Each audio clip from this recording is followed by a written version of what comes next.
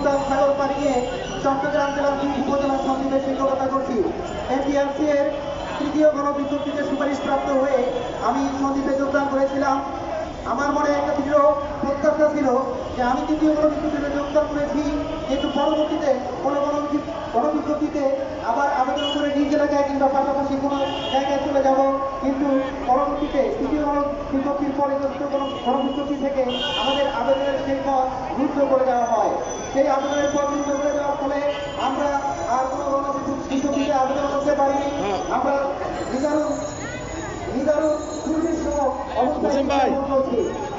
প্রিয় উপস্থিতি, আমি সর্বশেষ গত কোরবানির ঈদের ছুটি কাটিয়ে যখন আমার কর্মস্থলে দিয়ে যাচ্ছিলাম, যাওয়ার পথে আমাকে সাগর পাড়ি দিয়ে যেতে হয়।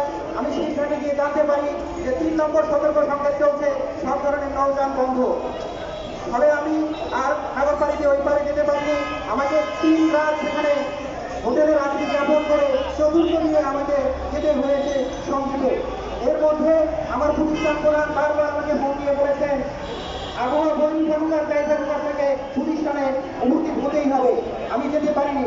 যাই হোক, আমি যেটা বলতে চাচ্ছি সেটা হচ্ছে, আমরা যারা এত দূর থেকে দূরের শিক্ষা প্রতিষ্ঠানগুলিতে চাকরি করি, আমরা কেউ কখনো এই স্বল্প বেতনে শিক্ষকতা করে আমরা বিলাসবহুল বাড়ি কিংবা মার্সিডিজ গাড়ি কেনার স্বপ্ন দেখি না।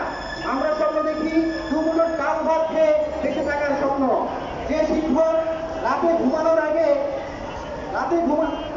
ডাল ভাত দিয়ে ঘুমানোর আগে পরের দিন সকালবেলা উঠে কি খাবেন এই চিন্তা নিয়ে ঘুমায়, সেই শিক্ষক কিভাবে মার্সিডিজ গাড়ি কিংবা বিলাসবহুল গাড়ি কেনার স্বপ্ন দেখতে পারে?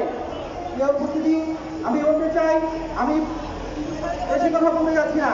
আমার আসল কথা হচ্ছে, আমরা সবাই এক দফা এক দাবি শূন্যবাদের বিপরীতে বলতে চাই।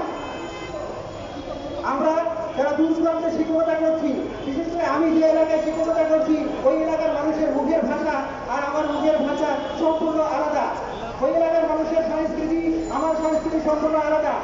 আমার শিক্ষার্থীদের যদি আমি তাদের আন্তরিক ভাষায় বোঝাতে না পারি, শিক্ষার্থীরা ভালোভাবে বুঝে উঠতে পারে না। যে শিক্ষার্থীকে আমি ভালোভাবে বোঝাতে পারি না, সেই শিক্ষার্থী কতটুকু শিক্ষা লাভ করবে আপনারা ভালোভাবে চিন্তা করে দেখুন। আমরা যারা দূর থেকে গিয়ে শিক্ষকতা করছি, তারা বিভিন্নভাবে বিভিন্ন সময়ে আমরা হেনস্থার শিকার হচ্ছি প্রতিষ্ঠান প্রধানের কাছ থেকে বা আমাদের সহকর্মীদের কাছ থেকে।